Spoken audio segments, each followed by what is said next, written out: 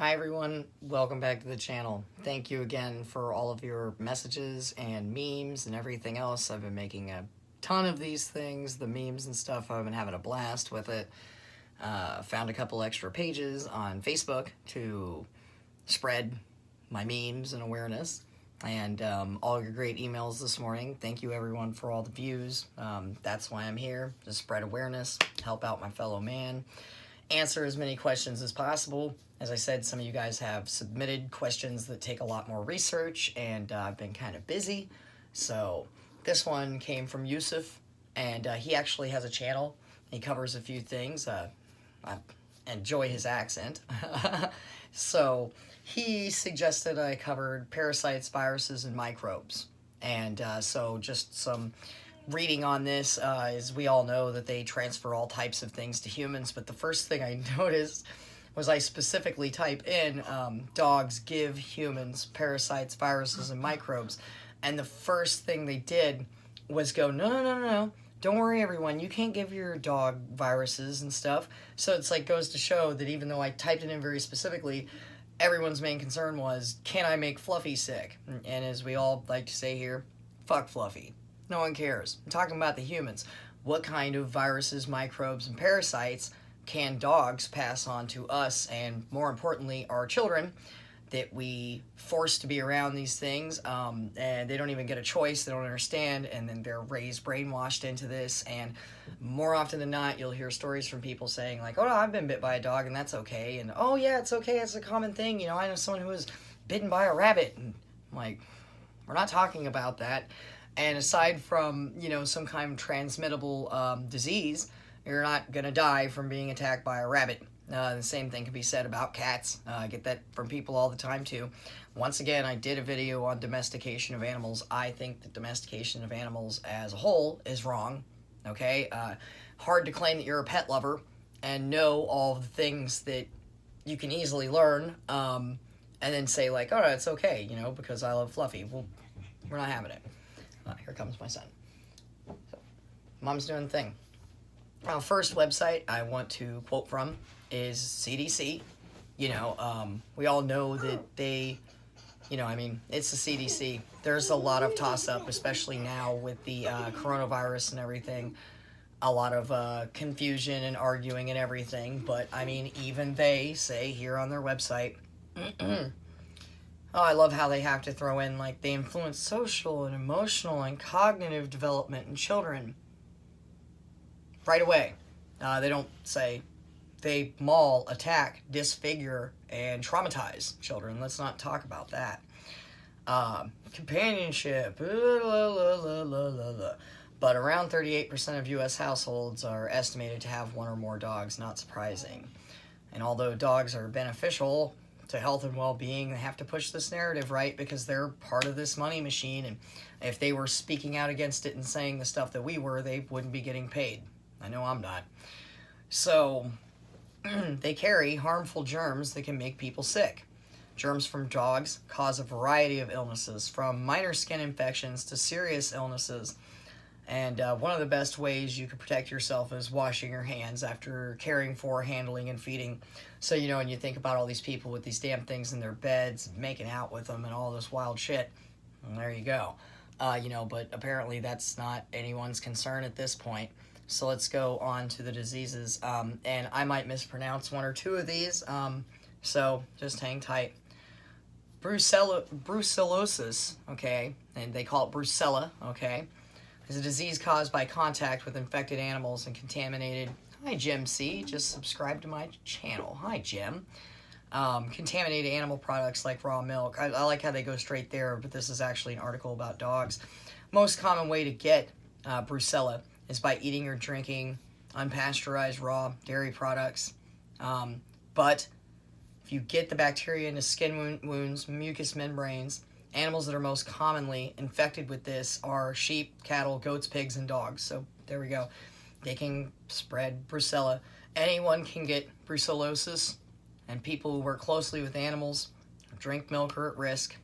It's commonly found in Mexico, Eastern Europe, Caribbean, Middle East, and the Mediterranean basis. I can't help but notice how many typos are on the CDC website. I know I make them all the time, but I don't have tons of editors to get paid to do any of this. I have to just do it myself. Signs in dogs that most infect with brucella show no signs of illness. However, brucella in dogs can lead to infertility, abortions, infections of reproductive organs, and some dogs' brucella can cause infection of spinal bones and eyes, inflammation of the brain. Symptoms in people usually become sick within 6 to 8 weeks of exposure. They'll have flu-like symptoms that would last 2 to 4 weeks. Sometimes brucella can become a chronic illness and be difficult to treat. There's another one. Campylobacteriosis, okay? Make people and animals sick. It spreads through the feces of infected animals, contaminated food or water, or the environment. People can become infected after not washing their hands, after coming in contact with animals, their poop, food, toys, and habitats. Well, it's the CDC. I can't believe they use the word poop. Shouldn't they say feces? Sorry, I'm pretty critical of these guys, but people go to them all the time for advice, so here we are. Signs in dogs and puppies infected with this bacteria show no signs of infection, or may just have diarrhea. Humans will have diarrhea, often bloody, fever, abdominal cramps. This diarrhea may be accompanied by nausea and vomiting.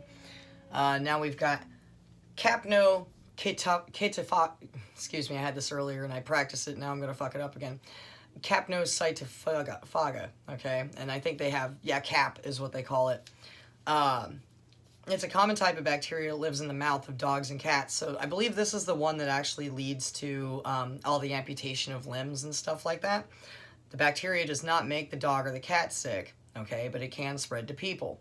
Through a bite, scratches, close contact with a cat or a dog, bestiality.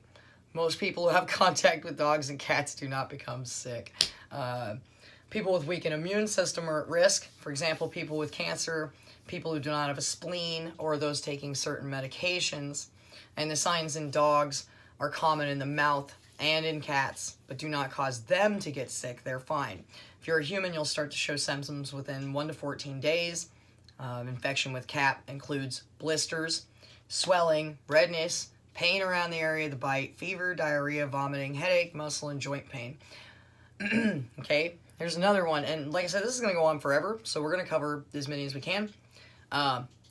Cryptosorrhoidiasis, all right? It's a parasitic disease caused by the germ, crypto for short, which is spread by swallowing poop from an infected person or animal. And some people, I can't believe they keep saying poop. I'm sorry. I'm about to just change it and say feces. It's so highly unprofessional. And people are like, oh, I'm not out just eating dog turds. Well, if you live with a dog, you're eating dog shit. You're breathing it in. It's all over your house. Their buttholes are coming in contact with everything. Your hand touches it. Now you're touching this. We've all seen children, and we've seen some of the videos. You know, they're always putting their hands in their mouth. So they're becoming contaminated all the time. It spreads through swallowing poop containing the germ after contact with an infected person or animal, or through food, water, or the environment that's contaminated with feces. They keep saying poop. So like I just said, the risk of getting crypto from animals is hard to predict because many animals carry the parasite and don't show any signs of the illness. Anyone can be infected with crypto, but people with weakened immune systems are more at risk, especially for severe disease. Crypto in dogs is unusual, but they carry the parasite without showing signs of illness. If the dogs are infected by the parasite, they will typically have watery diarrhea. Symptoms include, for humans, profuse watery diarrhea, cramping, abdominal pain, vomiting, and nausea. These symptoms will generally resolve themselves within a week or two. Tapeworm, the flea tapeworm, the cucumber tapeworm, or double-pored tapeworm, or if you want the scientific term and you want to hear me fuck some more stuff up, Diploidium canium, okay? The flea tapeworm is a parasite spread to dogs as well as cats and people through the ingestion of infected fleas. Parasites common in dogs. Now, once again, someone's like, I'm not eating fleas. Well, yeah, you live with one of these things. More often than not, you are. And even when it breaks down, you can breathe it in. It's all over. They hop all over you. How many spiders, go into people's noses and mouths, every night when they sleep and stuff? They talk about this.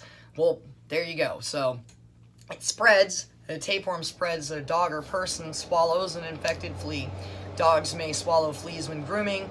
treating flea infestations can help prevent infection, but it's not guaranteed to fix it. Risk of person is extremely low. You have to swallow a flea, but these cases usually occur in children because they walk around putting their hands in their mouth. The signs in dogs: tapeworms are not harmful to dogs and don't cause illnesses. A parasite is detected by finding rice-like segments and tapeworms near the dog's anus or in their fresh feces. If a dog is heavily infected, it may lose weight or have gastrointestinal issues.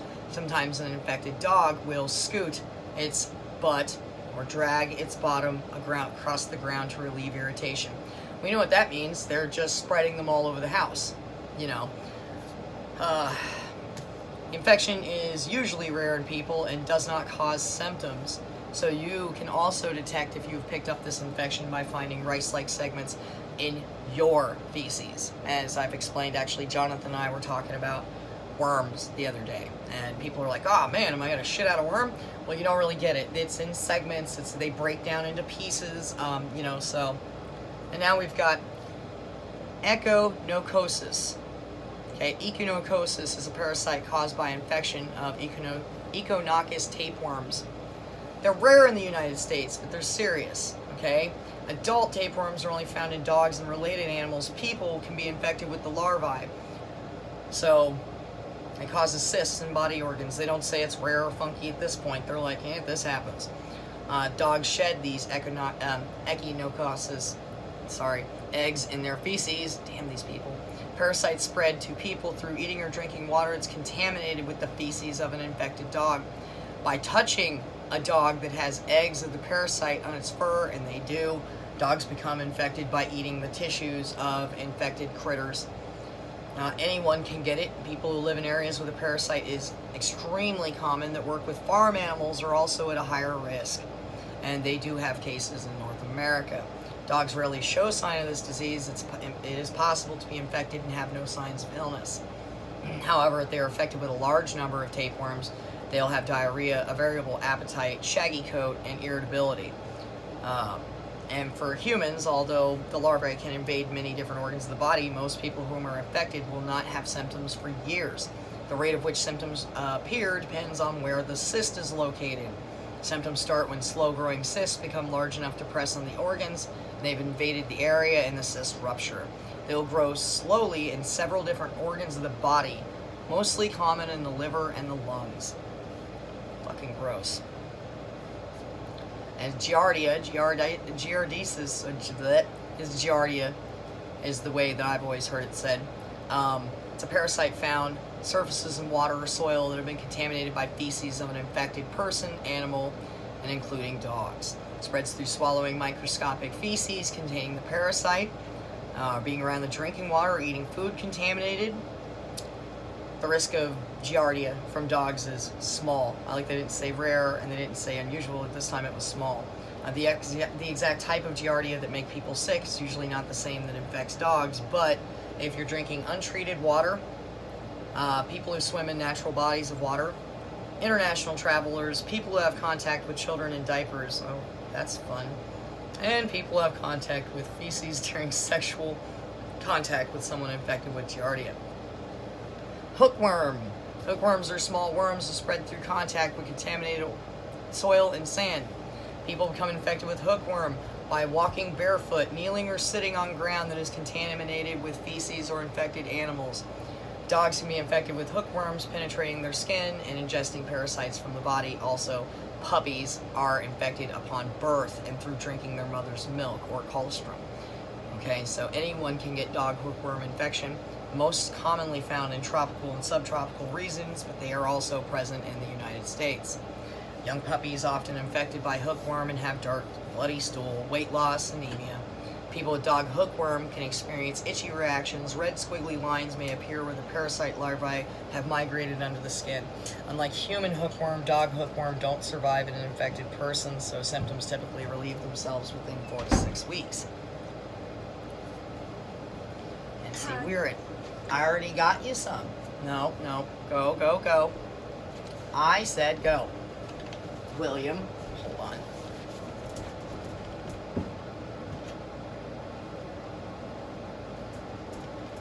Sorry, he's getting pushier as time goes on. And I obviously don't want him in the video for obvious reasons. Not that people can't find him on my other things, but how they say it, I wish a motherfucker would. So there's a lot of these, so we're just going to touch on a couple because we're already 15 minutes in on the same article, right? MRSA, staph, common type of bacteria found in the skin of people and animals. It's become resistant to many antibiotics and causes a variety of infections, including skin infections, pneumonia, and other problems. MRSA spreads between people and animals during direct contact, just touching them. Even dogs that aren't sick carry MRSA, and they spread it to people. They don't even beat around the bush on this one. Anyone can get MRSA. Athletes, daycare, school students, military personnel, those who receive inpatient care. Your body is a high risk for MRSA. Dogs often don't show sign of MRSA infection. When they do, it usually develops on the skin, respiratory, and urinary tract. The plague is a disease caused by Yersinia pestis bacteria that causes illness in people and animals. In the western United States, fleas pass the bacteria to rodents and other small animals. People, pets, dogs, cats are at risk if they're bitten by these fleas. It's that simple. People and animals commonly infected by flea bites. So touching live or dead plague-infected animals causes the illness.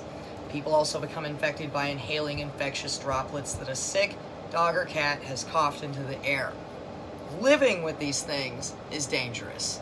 Putting your children around them, you don't even give them a choice, you know, and you wonder why they have asthma and shit. So I'm going to skip through some of the other signs. So we've got rabies, deadly neurologic disease caused by a virus spread primarily through the bites of these infected animals. Dog owners need to get them vaccinated against rabies. Rabies vaccines should be boosted regularly. Rabies spreads through contact with saliva, okay, or brain or nervous tissue from an infected animal, usually from a scratch or a bite. And it's very simple. You just pick that shit up. I mean, just chilling next to it. Ringworm. In fact, I'm gonna speed through a little bit of this. Ringworm's an infection caused by a fungus infecting the hair, skin, and nail of people and animals. Roundworm or Toxocara. It's an internal parasite causing how many internal parasites have we already covered?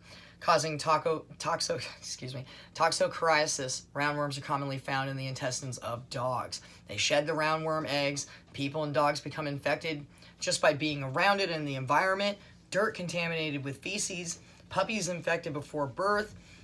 Just everybody. Salmonella is caused by the salmonella bacteria, commonly spread through contaminated food.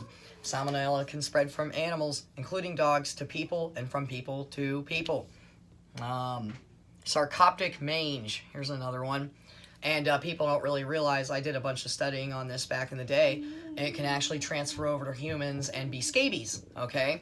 So it's a parasitic skin disease caused by a mite. Mites are spread between humans and animals just by being around each other. Dogs can't get mange through close contact with animals infested with mites, or can, excuse me. And dogs do not spread human scabies, but the mites that cause mange in dogs can affect a person who has close contact with a dog. Honey, stop. Tick-borne diseases, such as Lyme disease, tularemia, babesiosis, and others. So there's we don't have time to explain them all. And ticks obviously being spread to humans via contact, right? So let's go to bacterial and viral zoonotic infections transmitted by dogs. Major reservoir of these dogs for zoonotic infections. Dogs transmit several viral and bacterial diseases to humans. Zoonotic diseases can be transmitted to a human by infected saliva, aerosols, contaminated urine, feces. Oh, these guys actually use the word feces. CDC was all poop, poop, poop. And direct contact with dogs. Viral infections such as rabies, norovirus, bacterial infections including Pasteurella, Salmonella, Brucella, Yersinia, Campylobacter, and there was the CAP, resistance to staph infections, MRSA. This review focuses on the mentioned infectious diseases by describing general information, signs, and transmission. Prevention and treatment of the infection. It is estimated that over 60% of Western families own a pet. The majority of these households keep a dog. Dogs have been kept as pets for over 14 centuries, and studies have confirmed previous roles of pets in human life. Shows that, then they're doing some dog-loving rhetoric, so let's speed past that. We all hear too much of that. Regarding domestic dogs, the increase in population of stray and semi-domestic dogs in urban areas increased the risk of zoonoses. About 5 million people throughout the world are annually bitten by dogs. Okay, so I know the number's higher than that. Many parasitic and zoonotic pathogens are transmitted by dogs. Rabies. Single strand of an RNA virus belonging to the rabies family. Neuroviruses. Pasteurella. Salmonella. Brucella. I think they're going to repeat themselves a few times here, but that's okay. Cap. Bordella. Coxiella. Didn't see that. Obligate intracellular gram... Can I use your charger? I'm in the middle of something. Alright. Gram-negative bacterium that causes Q fever in humans. The pathogen normally infects individuals via aerosol and direct contact with the body and infected animals, although dogs are not a main reservoir for C. However, in a study, it was demonstrated that it was isolated approximately 10% of farm dogs. In addition, with another study with colleagues, it was reported that C. burnetii could be transmitted to humans from an infected petruant dog. Jesus Christ. Oh my God, just all this stuff. So let's just hop out of that. We're already at 20 some odd minutes, and I think someone needs my phone charger. So, infections pets carry. I think we just already learned quite a bit about that. So, I love how they say right here on this article, you don't have to give up your family's furry friend. Fuck, Fluffy. Pets can enrich your family life, and just take a few precautions. Stop breathing around them, right? Right, don't breathe it in. So they go back through some of these things, and I'll touch on some other ones. Cat scratch disease, which also comes from dogs. Rabies, Rocky Mountain spotted fever. Okay, that's another one that comes from ticks. Roundworms, toxoplasmosis, dog and cat bites. They got stuff from birds, amphibians, other animals. Lordy be. So definitely, I mean, I think it could be said that, like, I could sit and make a video about each one of these viruses. And some of the more serious ones I will, because some of this stuff is quite prominent, right? Happens all the time. So I want to thank Yusuf for the suggestion. It's definitely something I was going to get to eventually, but kind of goes along perfectly with the last few videos when it comes to like zoophilia, bestiality, and this and that. So now we know some of these, most of them, I already knew. Now we know a few more. And once again, like I said, I think this only furthers the point that not only are these things dangerous and will attack your children, disfigure, give them trauma, all these things, but they spread all these zoonotic diseases, and it's just dangerous to have them around and in the home. I feel that it's highly irresponsible as a parent. That's why I don't even allow my son into homes or vehicles or anything where these things have been. You have to protect yourself. So, thank you guys from the bottom of my dog-hating heart. I appreciate every one of you. All the new subscribers, emails, Facebook messages, all of that. Got a few more things I have to go over here in the future and cover some of your topics. I'm working my best on it. I appreciate all of you. Fuck Fluffy. Everybody have a good day, and I'll see you in the next video. Thanks.